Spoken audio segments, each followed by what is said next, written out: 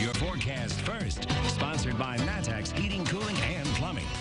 Well, good evening, everyone, and happy Friday to you all. Throughout our Friday, it's been an absolutely gorgeous day as high pressure has been developing, brought out that sunshine, which really helped warm those temperatures up into the upper 80s and even into the low 90s in some areas of our viewing area. But as you can see on the satellite and radar, there was a little bit of precipitation just west of our viewing area. But the good news is all of us are staying dry throughout the night and really for the next few days here, with temperatures staying on the warmer side into our night hours. So right now, still hanging on into the 80s in Lincoln, but the rest of us are mainly into the 70s here. So 78 in Paris, also in Mattoon and in Champaign, 74 in Danville, 79 in Petersburg. And we're going to be back into the low 90s throughout the 4th of July weekend. Lots of sunshine in this 7-day forecast. I will have all of the details on that coming up. WCIA 3 News starts.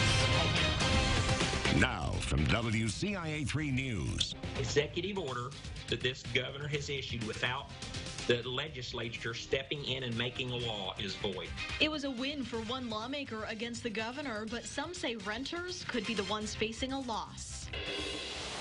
One city is making sure bars aren't packed this weekend, and it could cost businesses if they don't play by the rules.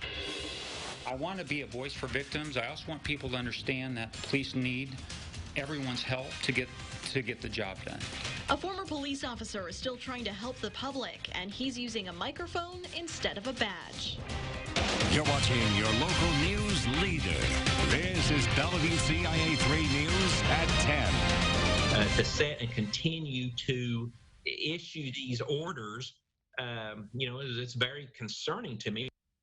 A judge in Clay County ruled the governor's executive order since April 8th void.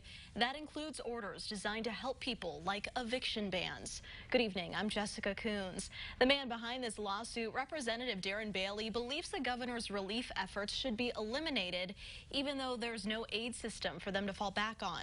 WCIA 3's Cole Henke has the story. Governor Pritzker's executive orders don't just deal with closures. Some are designed to help people deal with the economic fallout of the pandemic. For example, one of the orders suspended evictions for tenants who lost their income during COVID-19. Now, a judge in Clay County said those orders are void. I asked House Republican Darren Bailey, who filed that lawsuit against Governor Pritzker, if he feels that landlords can evict their tenants today. Executive order that this governor has issued without the legislature stepping in and making a law is void. Yeah, I'm not opposed to a protection, but because of the governor, stating this and making this an executive order, he does not have the authority to do that. Bailey said those matters should be handled by the legislature, but the House and Senate aren't scheduled to return to Springfield until November. And without the governor's ban, there is nothing protecting tenants after months of being told that rent wasn't due.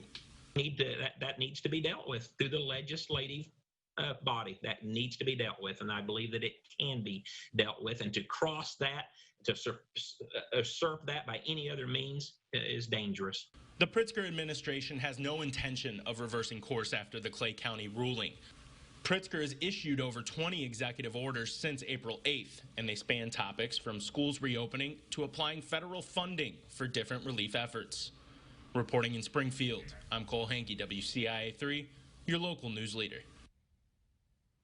We reached out to the governor's office again today. They still plan to appeal this ruling to a higher court and are confident their use of executive powers will be upheld. The city of Champaign is monitoring bars in Campus Town. Mayor Deb Finan signed an emergency order last night. It allows bars to be fined or have liquor licenses taken away for violating Phase 4 guidelines. This comes after these pictures surfaced of crowded bars last weekend. The city wanted guidelines in place before this holiday weekend and before some students could come back for a Greek reunion next week. The university has strongly asked students to stay home and not come for that, but making it clear that this really isn't a place that it's going to be welcoming for that kind of risk taking. The order also makes bars 21 and over after 9 p.m. City Council still needs to approve this. The mayor hopes to do that retroactively at Tuesday's meeting. Across the state, officials say there are 868 new cases of COVID-19. There have been nearly 146,000 in Illinois. 18 more people have died for a total of more than 7,000. Memorials for a homeless man who was beaten to death have gone up where he died, and now there's a fund to help his family. Police say Todd Ledbetter was killed just before midnight Wednesday. It happened near Westside Park in Champaign. Hundreds have donated to a fundraiser. They've raised about $8,000. Ledbetter's friends say it's bittersweet seeing the support. It's unfortunate that Todd, was killed and the community had to get together. I felt we could have got together as a community before this. But even with this very tragic instance, hopefully something very good can come out of this. Police say witnesses saw 3 suspects. If you know anything, call police or Crime Stoppers. U.S. Marshals were in Ludlow today searching for a fugitive. It happened near the intersection of Route 45 and County Road 1200 East. The Marshals were not able to tell us who they were looking for or why. We now know the name of a Springfield man who died hiking in Colorado. Police say 23-year-old Gavin Caruso was stranded near a mountain peak after a thunderstorm. He fell 30 feet trying to help his girlfriend who had fallen and was seriously hurt. Caruso was flown to a hospital where he later died. The Clinton Police Department is warning people to lock up. This comes after this security camera video caught someone stealing a bike. Police say it happened on North Elizabeth Street yesterday around 2 a.m. If you know anything, contact police. A former Champaign police deputy chief is taking on a new mission after retiring last year. He started a true crime podcast. It focuses on real cases around the world and aims at getting justice for victims. WCIA 3's Jennifer Jensen has more about the inspiration behind its inception.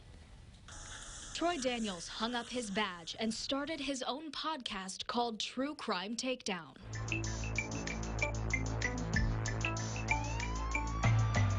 Looks for missing people, tries to solve unsolved crimes, takes crimes that are already solved and try to learn from them, and also look at some of the biggest criminal justice issues of the day and try to get a deeper understanding of them.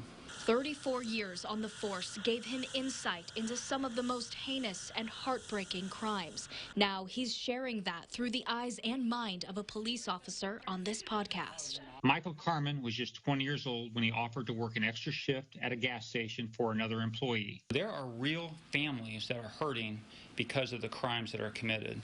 And I also want people to understand that it is very hard to solve these cases. So for police officers, it's extremely complicated to get it done. And if we have their help and they tell us the truth and give us the information that they have, it makes it, even then it's hard, but it makes it much easier. It was shortly after 2 a.m. when Michael was found inside the gas station. The first episode of True Crime Takedown reviews a murder that was solved through the concept of people sending in anonymous tips about the crime to police. That's what inspired the concept of Crime Stoppers. Little did he know that the events of that early morning would be tragic for him and would launch a global crime-fighting organization.